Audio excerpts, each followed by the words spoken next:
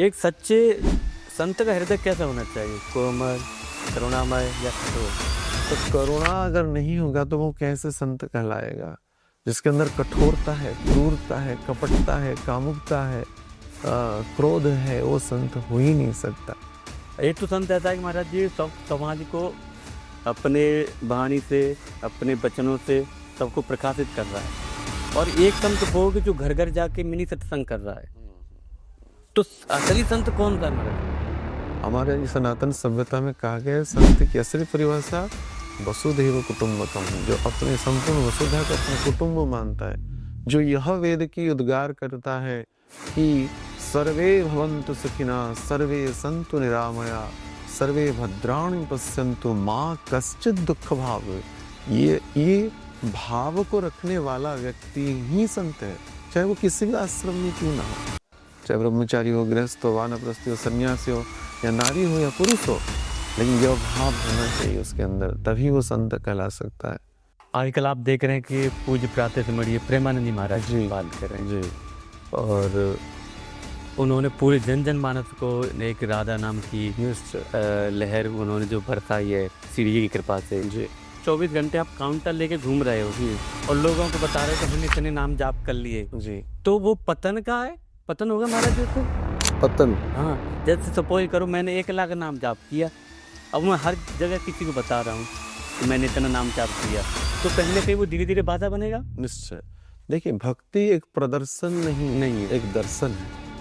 भक्ति एक दर्शन है। निसंदेह कलिकाल का जो तथाकथित भक्ति प्रदर्शन है, नहीं तो पाखंडपन की तो कोई हद ही नहीं है कलिकाल में। अब महाराज जी भगवान भाव के भूखे या दिखावा के भूखे?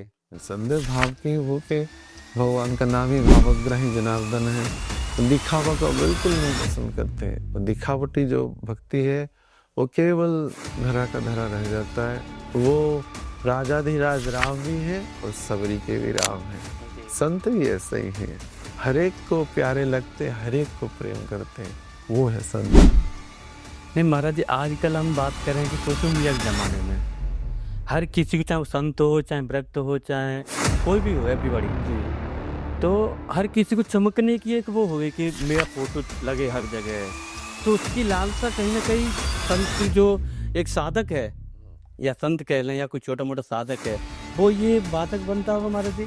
आजकल के जो तथाकथित जो ढोंग फैलाने वाले व्यक्ति हैं, वो तो सम्मान को तो पचा नहीं पाते हैं, अपितु उनका नुकसान करता है। अपमान को बिल्कुल ही नहीं पचा पाते हैं, तुरंत ही क्रोधित हो जाते हैं।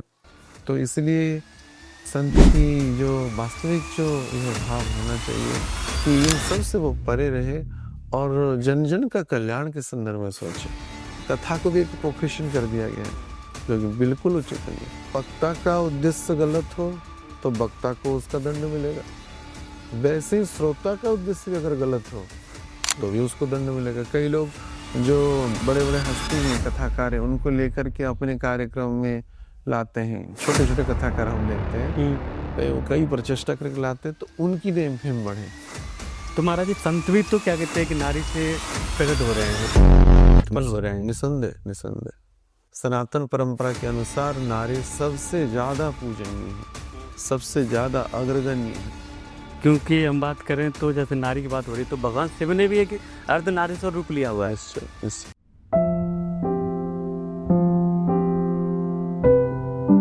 हरे Krishna everyone, welcome to Vivek Sharma talk show. मैं आपका होस्ट विवेक शर्मा, आप देख रहे हैं विवेक शर्मा टॉक शो। आज इस पॉडकास्ट हम बात करने जा रहे हैं कि ऐसे विषय पर, संत, नारी और समाज के बीच का संबंध। हम सुनते आए हो कि कार्यक्रम में भगवान व्याप्त है, तो क्या उस कार्यक्रम में नारी भी शामिल नहीं है क्या? अगर ऐसा है तो बड़े बड़े ऋषि मुनि ज्ञानी ये भी एक नारी से कोख से जन्म लेते हैं। तो क्या नारी को त्यागना वही शक्ति को त्यागना नहीं होगा जिसने स्वयं को संत को जन्म दिया है? तो फिर कई संत नारी से दूर होने का प्रवचन क्यों करते हैं, नारी से दूर होने का सावधान क्यों करते हैं? आज हम इन सभी सवालों के उत्तर खोजेंगे। संत को घर में रहना चाहिए या आश्रम में? और क्या संत को समाज में रहना कितना आवश्यक है समाज के लिए? संत समाज को कैसे सुधारे, अपनी वाणी से, अपने वचन से, अपने क्रम से, अपने व्यवहार से? आज हम भावनाओं से नहीं, सत्य से बात करेंगे। तो आइए आरंभ करते हैं इस एपिसोड को, जो कि वहाँ सत्य की बात होगी, ये कोई अफवाह नहीं है। संत की बात एक संत के लिए कि एक संत को कैसा होना चाहिए, उनकी दिनचर्या क्या होनी चाहिए, उस उनका खान पान क्या होना चाहिए, समाज के लिए क्या होना चाहिए संत। तो आइए स्वागत करते हैं प्रातः स्मरणीय परम पूज्य श्री मथुराधीश दास जी महाराज, जो कि संस्थापक हैं श्री राधा वेन्यू माधव अष्टकी वृंदावन। हरे कृष्णा प्रभु जी। हरे कृष्ण। विवेक शर्मा टॉक्स में आपका बहुत बहुत स्वागत करते हैं, धन्यवाद करते हैं। आपने हमें इतना अपने लायक समझा आपके सम्मुख बैठने के लिए, धन्यवाद। प्रभु जी, भगवान कड़कड़म व्याप्त हैं, निश्चय, तो नारी के अंदर ही भगवान व्याप्त हैं। अवश्य। तो संत जो लोग हैं, संत जो हैं बड़े बड़े, तो वो कहते हैं कि नारी से दूर रहना चाहिए, ऐसा क्यों कहते हैं? देखिए, इस जगत में चाहे पुरुष हो या नारी हो, जी सब भगवान ने ही उनका प्रस्तुत किए हैं, उनका निर्माण किए हैं, उनका सृष्टि किए हैं। तो अलग अलग व्यक्ति की अलग अलग मत हो सकते हैं, लेकिन शास्त्र इस संदर्भ में जो कहता है हम उस पक्ष को ही रखना चाहेंगे। जी शास्त्र इस संदर्भ में ऐसे कोई अलग से दृष्टिकोण नहीं रखा है कि नारी वर्जित है, नारी त्याग के विषय वस्तु है, नहीं।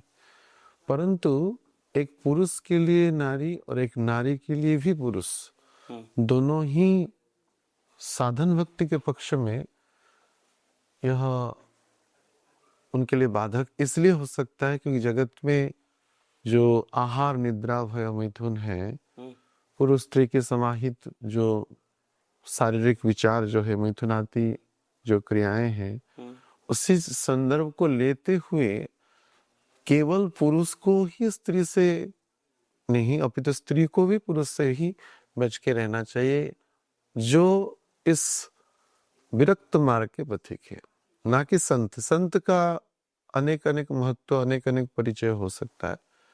एक गृहस्थ संत भी हो सकते, उनके लिए वो मर्यादा है नहीं। लेकिन एक विरक्त जो संत है, जो संन्यास आश्रम में है या बाल ब्रह्मचारी आश्रम में है, तो उनके लिए वर्जित किया गया है, ना केवल घृणा के आधार पे नहीं, एक सावधान पक्ष से। शास्त्र यह कहता है जैसे घी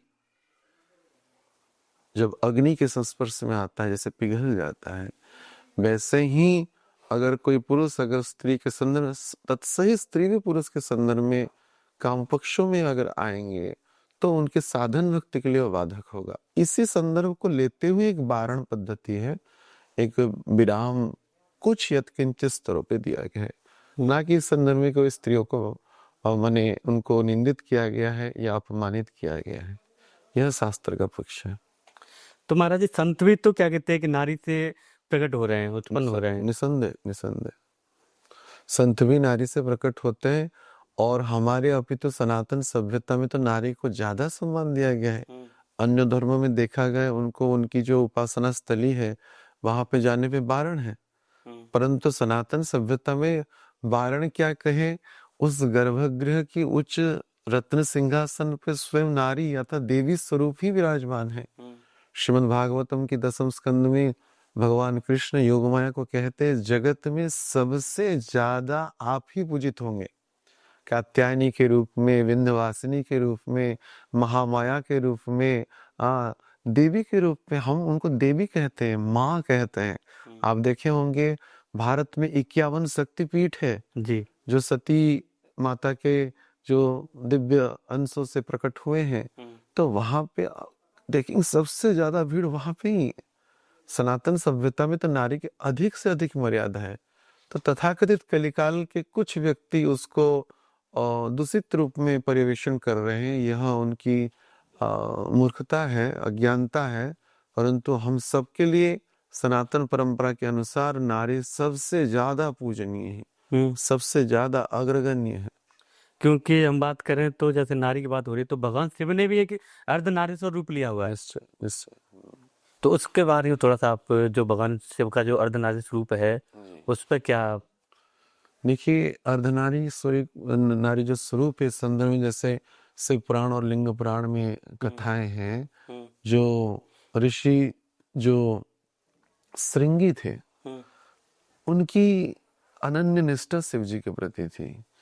तो एक बार वो जब कैलाश पहुंचे, वहां पे संदर्शन करते हैं कि शिव जी के समेत गिरिजा माता अर्थात पार्वती जी बैठे हुए हैं, एक ही शिला पे बैठे हुए हैं। तो उनकी जो विचार को आधार करके आप प्रश्न कि संत क्यों नारी को वर्जन करते हैं, तो उनकी ऐसे ही व्यावहारिक विचार था कि मुझे इन सब नारी से दूर रहना चाहिए, और ऐसे कि माता पार्वती को भी साधारण नारी विचार कर लिए। हाँ, तो उन्होंने निष्ठा केवल शिव जी के प्रति थे, तो वो विचार कि मैं शिव जी का परिक्रमा करूं। तो परिक्रमा करेंगे कैसे? अभी तो युगल स्वरूप में विराजमान कर रहे हैं, तो वो अपना स्वरूप को चूहा जैसा स्वरूप कर लिए जी। दोनों माता पार्वती और शिव जी के बीच में जो थोड़ा जो कुछ स्थान रिक्त था, गैप था, उसी में प्रवेश करके परिक्रमा करने लगे, अर्थात केवल केवल शिव जी का परिक्रमा करने लगे। तो उसको देख करके माता गिरिजा को क्रोध आया, ये कैसी अज्ञानता है। हाँ, तो उन्होंने श्राप देने की विषय वस्तु बोले, तो शिव जी बोले नहीं नहीं अज्ञानी है, इस संदर्भ में जानता नहीं। तब शिव जी ने कृपा करके ऋषिशृंगी को उन्होंने अर्धनारीश्वर स्वरूप का संदर्शन कराया। अच्छा। हाँ, तो तब सिंह जी को ज्ञान हुआ कि नहीं, भगवान शिव से माता पार्वती अभिन्न है, और माता पार्वती से भी शिव जी अभिन्न है। ये युगल दंपति सेवा, चाहे हमारी परंपरा में राधा कृष्ण हो, लक्ष्मी नारायण हो, जानकी राम हो, सीताराम हो, युगल सेवा। और इस नारी की इतनी सम्मान है, हम कृष्ण राधा नहीं कहते हैं, राधा कृष्ण, राधे कृष्ण, लक्ष्मी नारायण। तो यह सनातन परंपरा जो है, न केवल हमारे विचार से, अभी तो परिपूर्ण शास्त्र पद्धतियों के विचार से प्रथम अग्रगण्य नारी को ही रखता है। तद आधार पे अर्धनारीश्वर स्वरूप है, और उसकी महिमा तो अपरंपार ही, और वह सौंदर्य और वह दृश्य भी अलौकिक है। महाराज जी, संत की असली परिभाषा क्या है? एक तो संत ऐसा है कि महाराज जी सब समाज को अपने वाणी से, अपने वचनों से सबको प्रकाशित कर रहा है, और एक संत वो कि जो घर घर जाके मिनी सत्संग कर रहा है। तो असली संत कौन सा है महाराज जी? देखिए, शास्त्रों में कहा गया अजात शत्रु। अजात शत्रु का अर्थ है जिसका कोई भी शत्रु ना हो। समझने का उद्देश्य इस प्रकार से है, वह संत किसी को शत्रु ना माने। वैसे तो भगवान कृष्ण को भी शत्रु मानने वाले कई लोग थे, कंस से लेकर के चारण मुष्टिक से लेकर के अनेक दंत वक्र शिशुपाल आदि हो गए, लेकिन भगवान किसी को अपना शत्रु नहीं मानते थे, वो लोग उनको अपना शत्रु मानते थे। तो वैसे ही संत, भगवान और संत की जो चरित्र है, तात्विक रूप पे कोई अंतर नहीं है। व्यवहारिकता में भगवान समस्त ऐश्वर्यशाली है, और संत भगवान का भक्त है, और भगवान संत के प्रभु हैं, स्वामी हैं, इष्ट हैं, आराध्य हैं। लेकिन तात्विक रूप में वो एक ही है। तो संत की असली परिभाषा शास्त्र में कहा गया है, जिसका कोई शत्रु, वो संत अपने आप को किसी का शत्रु ना माने, और सबको प्रेम जो वितरण करता है, प्रेममय उसकी परिभाषा होता है, और हर एक को प्रेम, करुणा और कृपा ही विस्तारित करता है, सबके कल्याण के बारे में सोचता है। हमारे सनातन सभ्यता में कहा गया है, संत की असली परिभाषा वसुधैव कुटुंबकम है, जो अपने संपूर्ण वसुधा को अपना कुटुंब मानता है, जो यह वेद की उद्गार करता है कि सर्वे भवन्तु सुखिनः, सर्वे सन्तु निरामया, सर्वे भद्राणि पश्यन्तु माँ कश्चित् दुःख भाव। ये भाव को रखने वाला व्यक्ति ही संत है, चाहे वो किसी भी आश्रम में क्यों ना हो, चाहे ब्रह्मचारी हो, गृहस्थ हो, वानप्रस्थी हो, सन्यासी हो, या नारी हो या पुरुष हो, लेकिन यह भाव होना चाहिए उसके अंदर, तभी वो संत कहला सकता है। नहीं तो पाखंडपन की तो कोई हद ही नहीं है कलिकाल में। बाकी सबके विचार ठाकुर जी करेंगे, हम किसी के संदर्भ में कुछ कह नहीं सकते। लेकिन संत की असली परिभाषा यह है। नहीं महाराज जी, आजकल हम बात करें कि सोशल मीडिया के जमाने में हर किसी को, चाहे संत हो, चाहे भक्त हो, चाहे कोई भी हो, एवरीबॉडी जी, तो हर किसी को चमकने की एक वो हो गई कि मेरा फोटो लगे हर जगह। तो उसकी लालसा कहीं ना कहीं संत जो एक साधक है, या संत कह लें या कोई छोटा मोटा साधक है, वो ये बाधक बनता होगा महाराज जी। निश्चय। कुंती महारानी कहते हैं कि जन्म, ऐश्वर्य आदि अन्य गुणों को भी चर्चा करते हैं, ये भक्ति मार्ग के बाधक होता है। हम्म, जिसको जितनी प्रतिष्ठा प्राप्त होगा उतना ही उसकी भगवत भक्ति भजन मार्ग में बाधक है। हम्म, इसलिए हमारे चैतन्य महाप्रभु कहते हैं, न धनम न जनम न सुंदरीम कविताम बा जगदीश कामये ममो जन्मनि जन्मनीश्वरे भवता भक्तिर अहेतुकी तुई। भक्ति का अर्थ अहेतुकी है।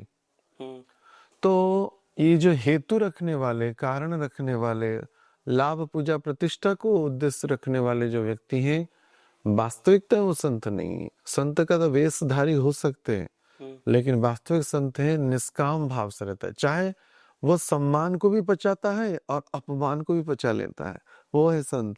और आजकल के जो तथाकथित जो ढोंग फैलाने वाले व्यक्ति हैं, वो तो सम्मान को तो पचा नहीं पाते हैं, अपितु उनका नुकसान करता है। अपमान तो बिल्कुल ही नहीं पचा पाते, तुरंत ही क्रोधित हो जाते हैं। तो इसलिए संत की जो वास्तविक जो यह भाव होना चाहिए कि इन सब से वो परे रहे और जन जन का कल्याण के संदर्भ में सोचे, वही असली संत है। महाराज जी, संत कौन सा है जो कि समाज में रह के समाज का कल्याण करे, या फिर समाज से थोड़े दूर रह के अपने को अच्छा बनाए, जो परमात्मा को जिस मार्ग के लिए हम जा रहे हैं, वो संत है। वास्तविक समाज का अर्थ केवल मनुष्य मात्र नहीं है। मानो दूर जाके कोई जंगल चला जाए, तो जंगल में तो पशु है, पक्षी है, कोलाहल है। ऐसा नहीं कि कोलाहल नहीं, तो शाम होते चिड़िया ची ची ची ची ची ची करता है। हाँ, अगर नदी के किनारे बैठेगा तो नदी की जो जलधाराएं इतनी आवाज करता है। तो शब्द तरंगे तो संसार के ब्रह्मांड के हर एक प्रांत में उपस्थित है। ऐसा कौन सा स्थान है जो शब्द तरंगों से विहीन है? तो समाज में रहने का उद्देश्य है नहीं कि हम कोलाहल से दूर हैं। हम कोलाहल का लोगों की वार्तालाप ही अपने उद्देश्य से कुछ ही कारण से ही करते हैं। तो असली संत हम तो, हमारे विचार में तो यही है कि समाज में रहे, समाज की समस्या को अवगत हो और उनकी कल्याण के संदर्भ में विचार करे, उनकी पारमार्थिक कल्याण के संदर्भ में विचार करे और सबको सहायता करे। अगर दूर चला जाएगा, इसका अर्थ नहीं हम यही कह रहे कि जो दूर जाते हैं गलत करते हैं। हर एक परंपरा में हर एक प्रकार की अनेक आज्ञा गुरु उनको शिष्यों को देते हैं, लेकिन आजकल की आवश्यकता के आधार पर समाज में रहना चाहिए, लोगों को भगवान से जुड़ाना चाहिए।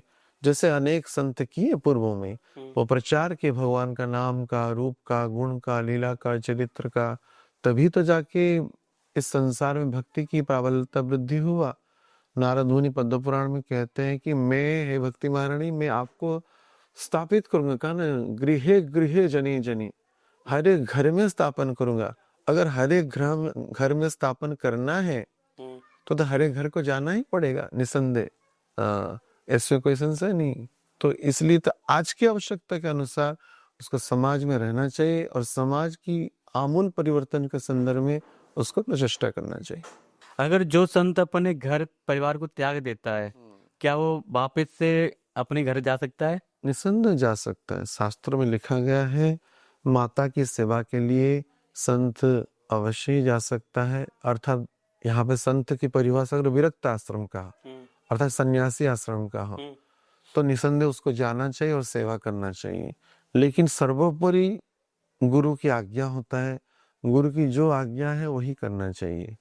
इसमें व्यक्तिगत शास्त्र संदर्भ में यह कहा गया, माता के लिए कहा गया कि जा सकता है, परंतु अन्य किसी उद्देश्य से नहीं। जैसे शादी ब्याह या अन्य कोई मांगलिक उत्सव हो गया, पारिवारिक उत्सव, अगर वो विरक्त आश्रम का है, अगर वो गृहस्थ आश्रम में संत प्रवृत्ति में जीते हैं, संत का जैसे मैंने परिभाषा बोला, भगवान का भक्त, अजात शत्रु व्यक्ति संत है। अगर लेकिन विरक्त आश्रम है तो कुछ शास्त्रों का रिस्ट्रिक्शन है इस संदर्भ में, घर के जाने के संदर्भ में। एक सच्चे संत का हृदय कैसा होना चाहिए? कोमल, करुणामय या कठोर? निस्संदेह करुणामय ही। करुणा भगवान को कहा गया है कि उनके मंत्र के बारे में कहा गया है, हे कृष्ण करुणार सिंधु दीन बंधु जगतपते गोपेश गोपिका कांत राधा कांत नमस्तुते। तो करुणा अगर नहीं होगा तो वो कैसे संत कहलाएगा? जिसके अंदर कठोरता है, क्रूरता है, कपटता है, कामुकता है, क्रोध है, वो संत हो ही नहीं सकता। संत का अर्थ तो प्रेम का स्वरूप है और प्रेम में चरणों में जो रहता है उसका तो प्रेम ही अमृत वो प्रहार करेगा, निसंदेह करुणा ही है, बाकी कठोर। महाराज जी जैसे कि एक संत है जो दूसरे अपने चेले को, शिष्य को ज्यादा प्रेम करते, और एक चेला है वो शिष्य है उसको कम प्रेम करते हैं। इन दोनों में क्या अंतर है? नहीं, शिष्यों में भी एक प्रकार की जैसे एक स्कूल में कई स्टूडेंट रहते हैं, जी। लेकिन हर एक स्टूडेंट क्लास में फर्स्ट नहीं हो पाता है। तो जो फर्स्ट होते हैं उनको तो टीचर की थोड़ा अनुकंपा करुणा रहता ही। वैसे ही साधक जब भक्ति मार्ग में अच्छे से अग्रगति करता है, शास्त्रों की, साधु की, गुरु को, वाक्य को अपने जीवन में आचरण करके परिवर्तित करके वो प्रचेष्टा करता है, उनके प्रति गुरु का सदैव भाव रहता है और उनके प्रति करुणा भाव और ज्यादा हो जाता है। जब हम जैसे आपको कुछ कहेंगे, आप हमारी बात मानेंगे, अगर सही बात हम कह रहे हैं और उस पर आप पालन करेंगे तो निसंदेह हमको प्रसन्नता होगा। वैसे ही जो अगर कोई शिष्य, संत का कोई शिष्य उनके आज्ञाओं को उनकी कल्याण के लिए, गुरु का तो कल्याण हो ही गया है, चेला अगर अपना कल्याण कराना चाहता है, उसके कल्याण मार्ग में अग्रसर होगा तो संत निसंदेह उसको ज्यादा प्रेम करेंगे।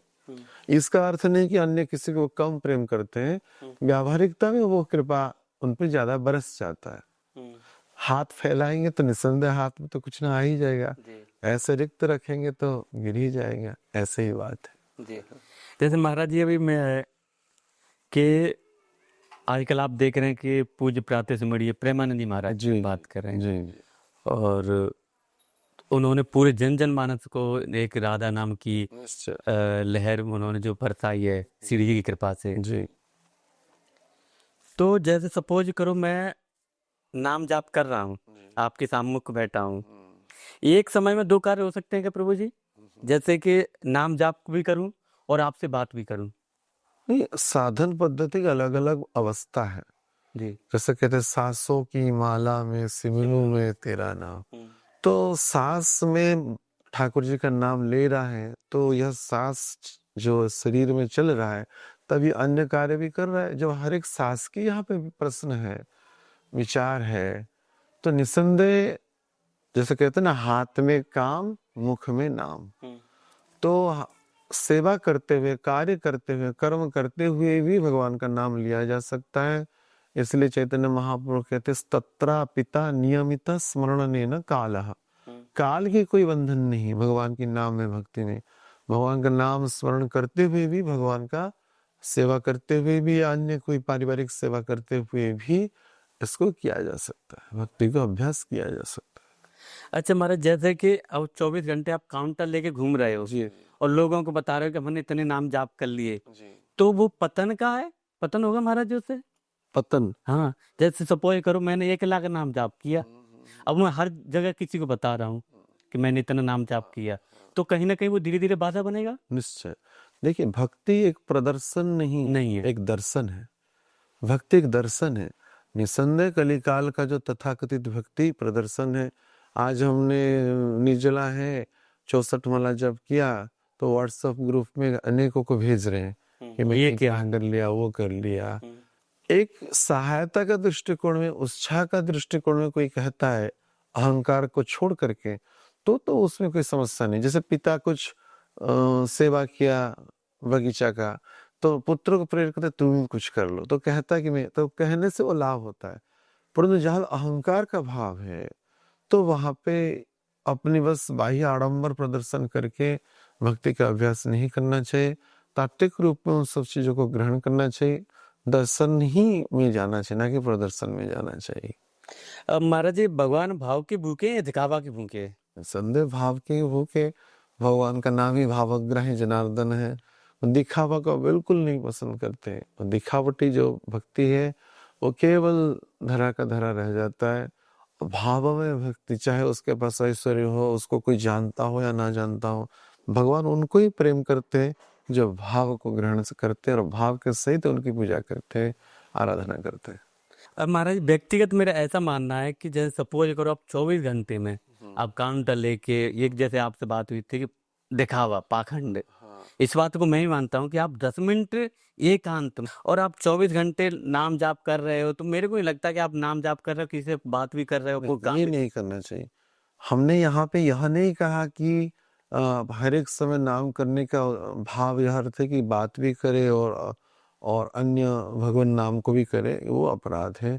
नाम के सहित पद्म पुराण में लिखा गया, नाम करते समय भी अन्यमनस्क होना, निष्ठा से नाम न जप करना भी उसकी गंभीरता पक्ष को त्यागना है, अपराध है, नाम अपराध है। तो इसलिए शांति से बैठ के ही आचार्यों ने तो यही परंपरा दिया गया है कि आसन फरकत, आसन को सिद्ध करे, एक जगह बैठ करके भगवान का नाम करे।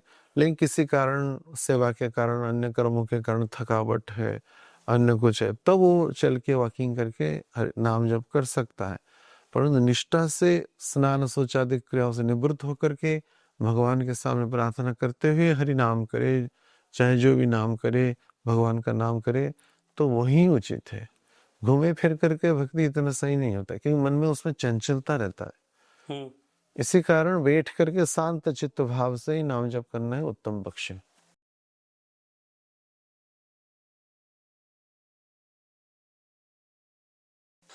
क्या कभी संत को मानवीय जैसे कि दुख सुख ये सब एक जंजाल में एक फंसा देता है महाराज जी? निश्चय, अगर वो अपनी पूजा के लाभ के लिए, प्रतिष्ठा के लिए धन को संग्रह कर रहा है, प्रतिष्ठा को संग्रह करने की खुद की व्यवस्था करता है, निसंदेह यह लाभ पूजा और यह जो नेम फेम जो है उसको घातक करता है।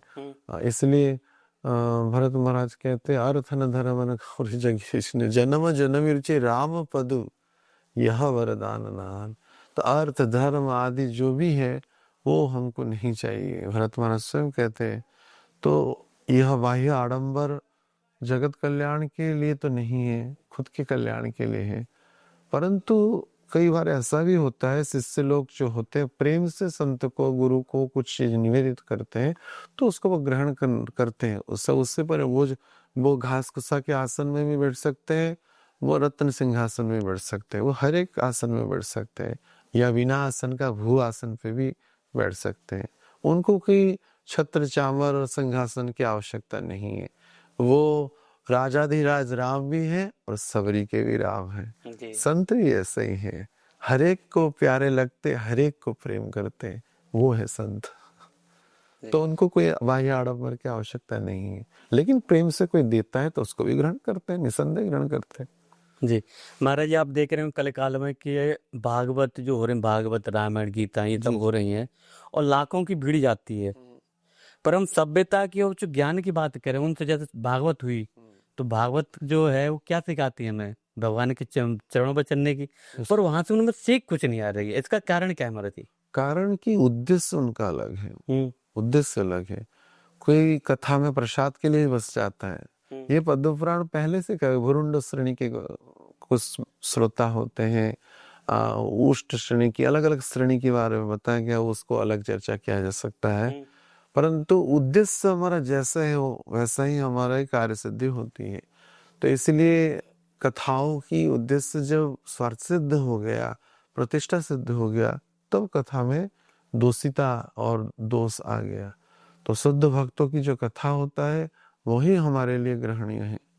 बाकी सब तो अपने व्यापार के लिए, कथा को भी एक प्रोफेशन कर दिया गया है, जो कि बिल्कुल उचित नहीं। आज सुबह ही हम चर्चा कर रहे थे भगवान के सामने कि जो कथा जो होता है सहायता के दृष्टिकोण में सही है, परंतु वो अपना प्रोफेशन के दृष्टिकोण में सही नहीं है। ये संपूर्ण से गलत है, क्योंकि भगवान को कौन बेच सकता है? हाँ वो तो अनमोल है। जी। ये बात। और जैसे महाराज जी आपने बोला कि व्यापार बना लिया है, हाँ, जो खतावाचक है उसको उसकी धनराशि मिली कि महाराज आप हमारे यहाँ आइए, आपको इतनी धनराशि, जो कुछ हुआ, तो उस धनराशि से जो महाराज जी को खरीद लिया गया महाराज, एक देखा जाए तो उसका जो वक्ता जो कह रहे हैं कथावाचक हैं, उसका उसको फल नहीं मिलेगा महाराज जी? निश्चय मिलेगा, निश्चय मिलेगा। तो जब वक्ता का उद्देश्य गलत हो तो वक्ता को उसका दंड मिलेगा। वैसे ही श्रोता का उद्देश्य भी अगर गलत हो तो भी उसको दंड मिलेगा। कई लोग जो बड़े बड़े हस्ती हैं, कथाकार हैं, उनको लेकर के अपने कार्यक्रम में लाते हैं। छोटे छोटे कथाकार हम देखते हैं, कई प्रचेष्टा करके लाते हैं तो उनकी नेम फेम बढ़े। उनकी प्रतिष्ठा बढ़ी, यह उद्देश्य है। तो उद्देश्य हमारा जैसा है वैसा ही परिपूर्ति होगा। भगवान गीता में कहते हैं ये यथा माम प्रपद्यन्ते तांस तथैव भजाम्यहम्। जो जिस भाव से मेरा भजन करता है, मैं प्रार्थना, उसी हिसाब से हम उसको गति प्रदान करते हैं। तो इसलिए उद्देश्य महत्वपूर्ण है, इसीलिए कारण ऐसा फर्क अनुभूति होता है। हमारी लास्ट क्वेश्चन है मेरा आपसे, भगवान श्री कृष्ण में और भगवान राम में अंतर क्या है? बिल्कुल कोई अंतर नहीं है। हमारे तो गौड़ीय परंपरा में कहते हैं जय गौर से कृष्ण से जगन्नाथ। वैसे राम कृष्ण नारायण में भेद देखने वाले व्यक्ति नारकीय होता है, अज्ञानी है। वो सोचता है राम जी कम है, कृष्ण बड़े हैं, या कृष्ण बड़े हैं, राम छोटे हैं। बिल्कुल नहीं। हमारे नाम अपराध में यह भी कहा गया है, भगवान के नाम को, भगवान जो शिव और ब्रह्मा जी का नाम को भगवान के सहित स्वतंत्र समझना या समान समझना, दोनों ही अपराध है। स्वतंत्र तो बिल्कुल समझना ही नहीं चाहिए। इसलिए इस अंदर हमको बहुत सावधान होना चाहिए, नहीं तो जो हम अपने कल्याण के मार्ग में और ना कि अकल्याण करने के मार्ग में चल पड़े।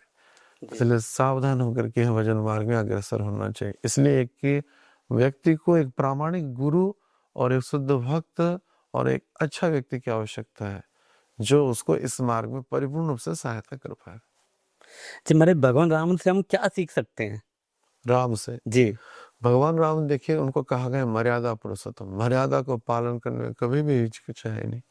जैसे शूर्पणखा के प्रसंग में देखते हैं, जब भगवान के पास वो आई तो एक पत्नी का व्रत उन्होंने उस प्रसंग को उठाया। तो उस उत्तर से हम देखते भगवान राम कभी भी अपनी मर्यादा से आगे या पीछे हटे नहीं, अड़िग रहे। वैसे ही हम सबको भगवान राम जी से यह शिक्षा लेना चाहिए कि हमको मर्यादा में रहना चाहिए। वैसे भगवान से तो अनंत शिक्षा है ही, तब उन अनंत शिक्षा में यह एक प्रमुख है, मर्यादा। मतलब मर्यादा में रह के नहीं तो हम भगवान जो राम जी के चरण रज है उसको हम चल सकते हैं और अपना जीवन धन बना सकते हैं। जैसे एक रामायण की मेरे चौपाई याद आ रही है, जब हनुमान जी लंका में गए थे तो विभीषण जी को मिले, अब मोह भाव भरोसा हनुमंता बिन हर कृपा मिले नहीं सकता। इसके बारे में थोड़ा सा आप उच्चारण करें। देखिए, हमारे वैसे ही सेम भाव को बड़े परंपरा में कहा गया है, कृष्ण कृपा ते गुरु मिले, गुरु कृपा ते कृष्ण मिले। भगवान कृष्ण की कृपा से गुरु प्राप्त होते हैं, और वह संत के कृपा से ही जो भगवान प्राप्त होते हैं। तो इसलिए संत जैसा है भगवान के पास पहुंचा हुआ है, भगवान से आप्लावित है, आध्यात्मिक दृष्टिकोण से परिपूर्ण है। तो संत के माध्यम से ही हम भगवान को प्राप्त कर सकते। क्यों? जो भगवान को पा गया है वही भगवान को पवा सकता है। जैसे किसी रास्ते में हम चल रहे हैं, एक व्यक्ति उस रास्ते में ऑलरेडी चल गया है, तो ही वो कह सकता है रास्ता कैसा है। अज्ञान और अपरिचित व्यक्ति जब उस रास्ते पे जाएगा, निसंदेह जगह जगह पे वो भटकेगा, जगह जगह पे अटकेगा।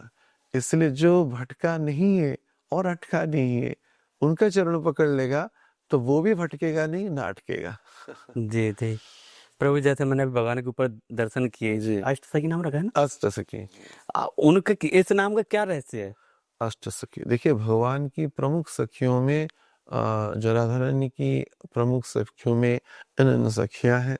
शास्त्रों में इनके संदर्भ में बहुत कुछ बात कहा गया है। वह निरंतर भगवान की सेवा में रहते हैं, राधा रानी की सेवा में रहते हैं। तो ये अष्ट सखी जो है राधा रानी के प्रमुख प्रमुख प्रमुख प्रमुख चार सखियां हैं, जो भगवान की नित्य सेवा में तथा राधा रानी की नित्य सेवा में रहते हैं। सेवा ही उनका धर्म है। तो इनसे सेवा की परिभाषा सीख सकते हैं। और अष्ट सखी जो है व्यावहारिक रूप से माने बालिकाओं की जो आयु है उसी आयु के हैं। ऐसा नहीं, कई लोग जगत में विचार करते हैं कि राधा कृष्ण जो है युवक युवतियों की अवस्था से उनका मिलन और संभाषण होता था। नहीं, किशोर किशोरी अवस्था से होता था, जो बालक के जैसा ही है। ऐसे ही गोपियां जो है, अष्ट गोपियां अर्थात 8 गोपियां हैं। महाराज, प्रेम क्या है? प्रेम जो है जहाँ पर काम का विपरीत है। हमारा जहाँ पे स्वार्थ है वो है काम, और जहाँ पे स्वार्थ नहीं वो प्रेम है। हमारी परंपरा में यह कहा गया है कि जो प्रेम जो है आत्मवंशा तारे बोले काम, अपनी जो इच्छा है उसको काम करते हैं। और कृष्ण वांछा, कृष्ण की इच्छा, राधा रानी की इच्छा को पूर्ति करना ही प्रेम है, यह शास्त्र में कहा गया है। तो अपनी व्यक्तिगत स्वार्थ का सिद्ध करेगा तो वो काम है, और दूसरे के परमार्थ के बारे में या दूसरे के स्वार्थ के बारे में विचार करता है तो वो प्रेम है। जी, बहुत बहुत धन्यवाद प्रभु जी, आपने इतनी चर्चा की। मिलेंगे किसी दूसरे पॉडकास्ट में जब तक के लिए हरे कृष्णा प्रभु जी। हरे